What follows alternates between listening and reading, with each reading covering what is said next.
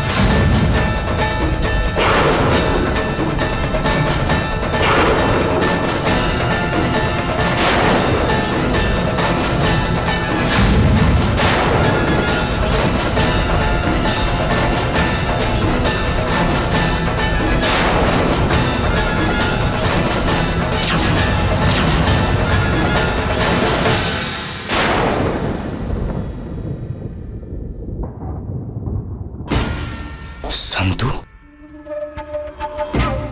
Jail থেকে কবে বেরোলো? এর শাস্তিটা এখনো বাকি আছে।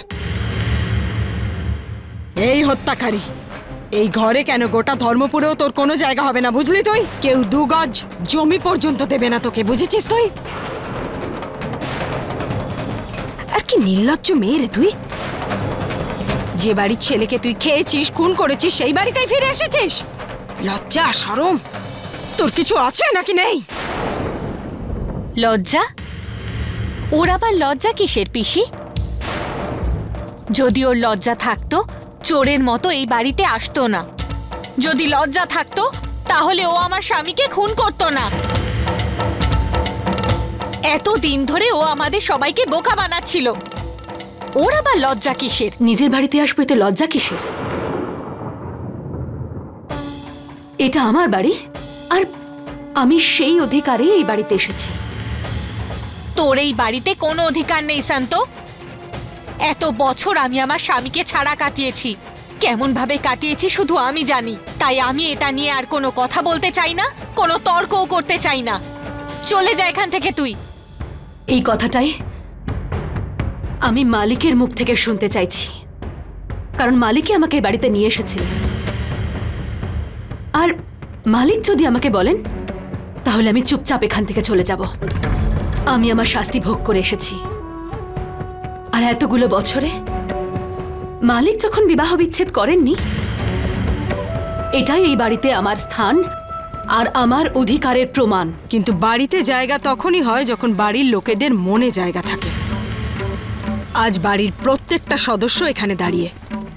জিজ্ঞাসা কর সবাইকে, কর জিজ্ঞাসা, ওরা সবাই কি তোকে এ বাড়িতে থাকার অধিকার দেবে?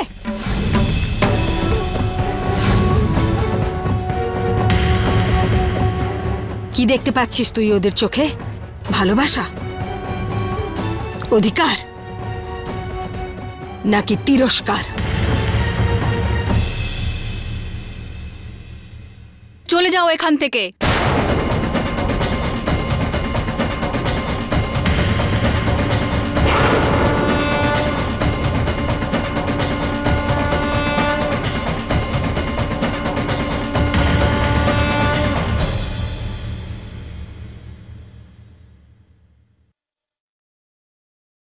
এ বাড়িতে শুধু অপমান ছাড়া আর কিছুই বেঁচে নেই তোমার জন্য।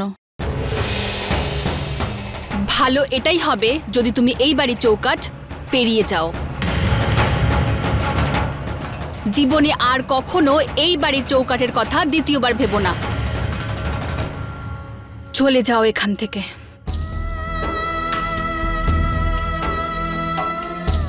চলে যাও।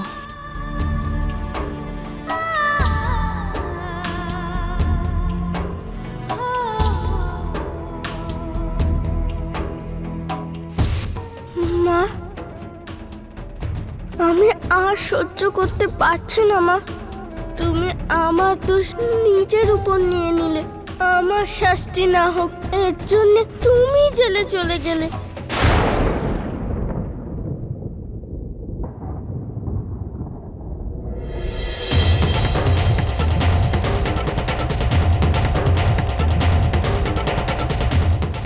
বাড়ির লোকেরা তাদের সিদ্ধান্ত জানিয়ে দিয়েছে,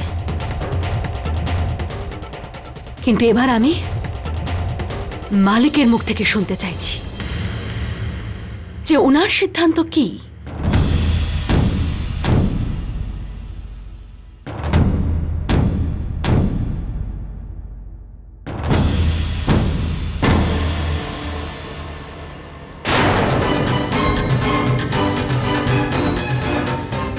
মালিক, আজ অবধি এই ছাদের তলায় আপনি কত ন্যায় দিয়েছেন, আর আজ যখন নিজের স্ত্রীর কথা আসছে তখন আপনি এভাবে মুখ ফিরিয়ে কি করে নিতে পারেন? আপনি আপনি আপনার ধর্ম কি করে ছাড়তে পারেন? গিয়েছিলাম তো আমি তোর কাছে সেই দিন, গিয়েছিলাম আমার কর্ম আমার ধর্ম সব পালন করতে।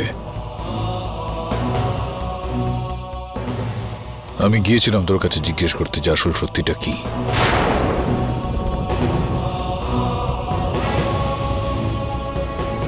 আর এই সত্যটা জেনে ফেলার পর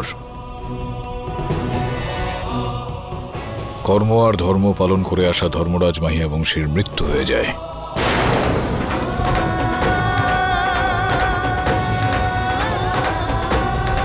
আর এখন একজন মৃত মানুষ হয়ে আমি আর কি বা করতে পারি?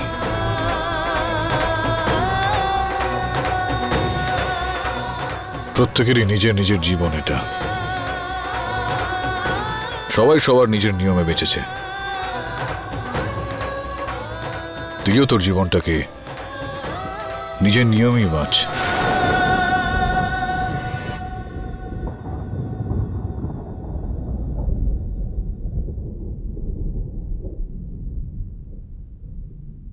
শুনেছিস? আর কেন দাঁড়িয়ে আছিস? চলে যা। শুনতে পাওনি কি বলেছে খেমি বৌদি? যখন বাবা তোমাকে আটকালো না, তাহলে এখন কার জন্য দাঁড়িয়ে আছো? যাও, চলে যাও। वक्त ये कैसे करवट बदला, हम ये समझ ना पाए। एक खुशी चाहिए थी लेकिन दर्द ही दर्द है पाए। आँखों से अश्कों का सागर हर पल बहता जाए। कभी दुख की कभी सुख की संगिनी,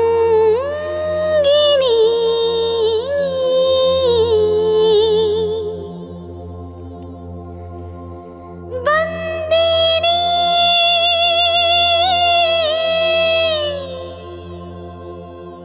बंदिनी,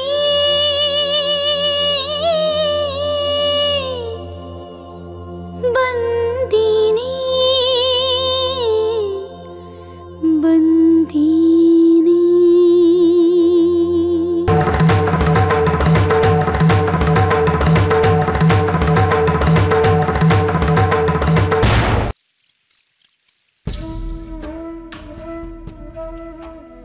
মালকিন,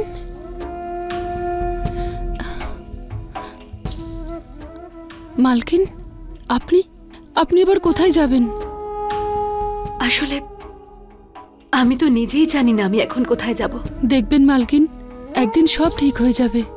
যখন স্ত্রী ধর্মই তার সঙ্গ ছেড়ে দেয় তখন আর সবকিছু ঠিক কি করে হবে? এখন তো এই ধর্মপুরে থাকতে আর ইচ্ছেই করে না। আমার একটা কাজ করবে চম্পাকলি? আমি ভাসুরিকে এই বাড়িতেই ছেড়ে দিয়ে যাচ্ছি। তুমি ওকে কোনোভাবে দাদুর কাছে পৌঁছে দিও। ভাসুরি স্টোর রুমে ওর জামাকাপড় গোছাচ্ছে, আমি ওকে না বলেই চলে যাচ্ছি। মুঙ্গি ঘরের সব কাজ একা করে, আবার ফ্যাক্টরিও যেতে হয় ওকে। এবার ভাসুরি যদি ওখানে চলে যায়, ও দাদু দেখাশোনাও করতে পারবে, দাদুকে সময় ওষুধ খাওয়াতে পারবে, ও সব সামলে নেবে।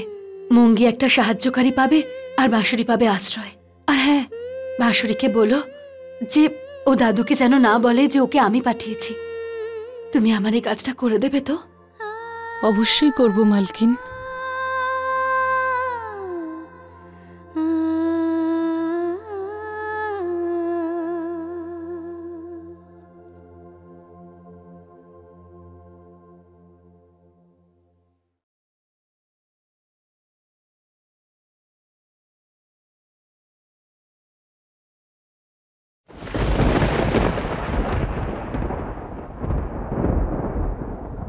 শুনুন, শুনছেন দাদা? একটু শুনবেন। আরে কে রে?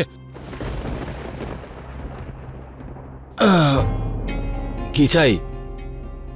খুব বিপদে পড়েছি। আজ রাতটা কাটানোর মতন এখানে একটা ঘর পাওয়া যাবে? ম্যানেজার সাহেবের সাথে কথা বলতে হবে, ভেতরে এসো।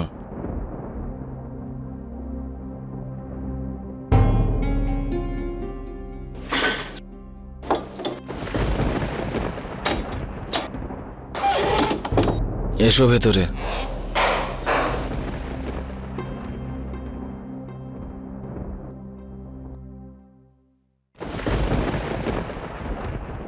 বসো। দেখো, আমাদের আশ্রমের কিছু নিয়ম আছে। আমি তোমার অবস্থা বুঝতে পারছি। তুমি একা একটা মেয়ে, এত রাতে কোথায় যাবে?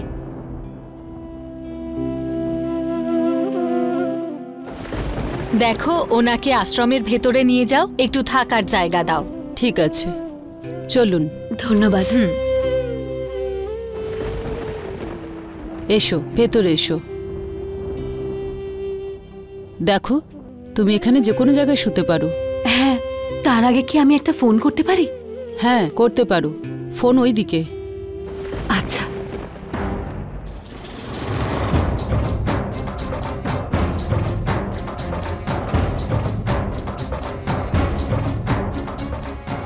আজ ওই বাড়িতে সবার যে রূপ দেখলাম, তাতে কেউ আমার সঙ্গে ছিল না। কারোর চোখে কোনো সম্পর্ক, কোনো ভালোবাসা ছিল না আমার জন্যে। এবার শুধু একজনই আমাকে সাহায্য করতে পারে, আর সে হলো জামাই বাবা।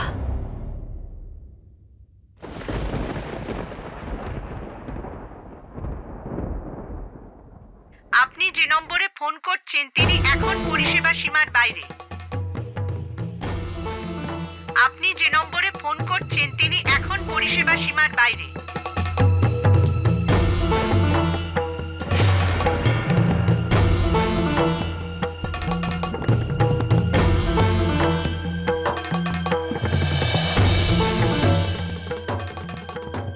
জানি না জামাই বাবার নাম্বারটা লাগছে না কেন।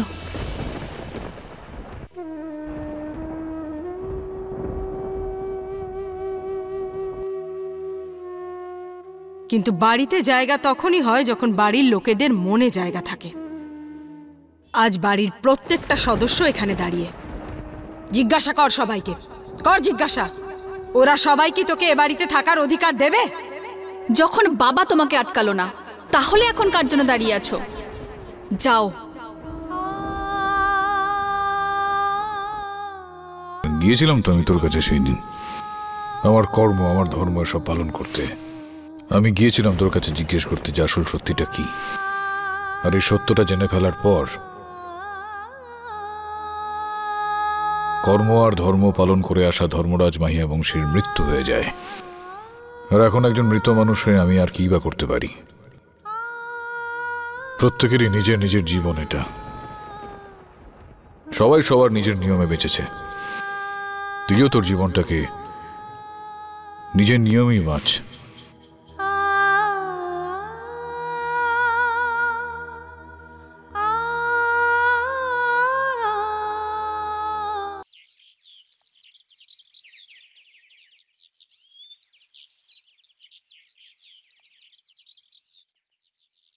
ঠাকুর মশাই, এই মন্দিরে এত কিসের প্রস্তুতি চলছে?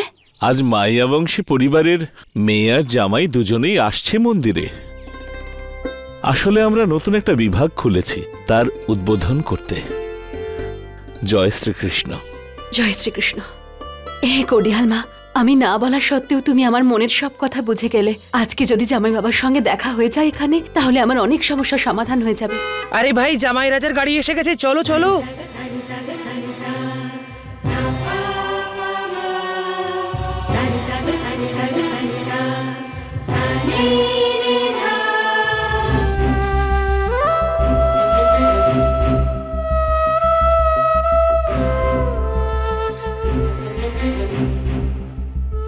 জয় শ্রীকৃষ্ণ। জয় শ্রীকৃষ্ণ। জয় শ্রীকৃষ্ণ। জয় শ্রীকৃষ্ণ। এখানে তো শুধু কাদ্দু এসেছে, জামাই বাবাকে তো দেখতে পাচ্ছি না। জয় শ্রীকৃষ্ণ। জয় শ্রীকৃষ্ণ।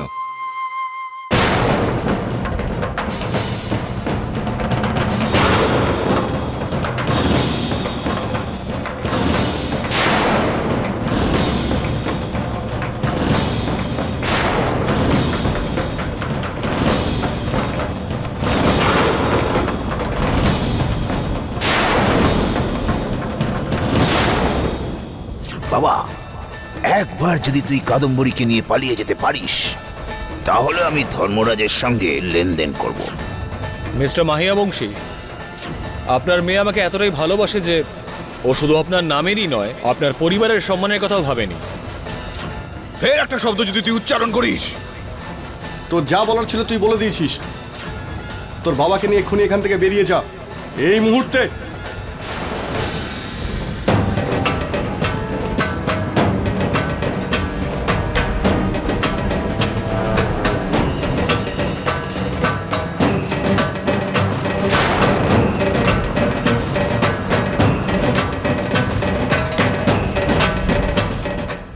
জামাই বাবা,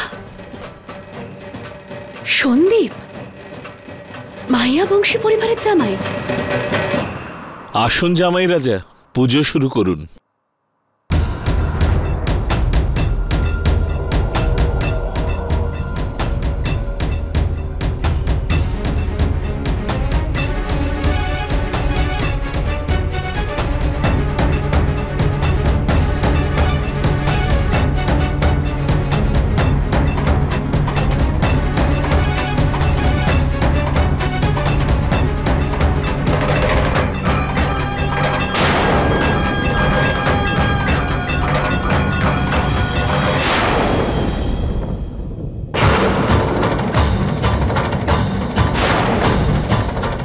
যখন তুমি আমাকে বলেছিলে যে এই 10 বছরে কিচ্ছু পাল্টে যায়নি,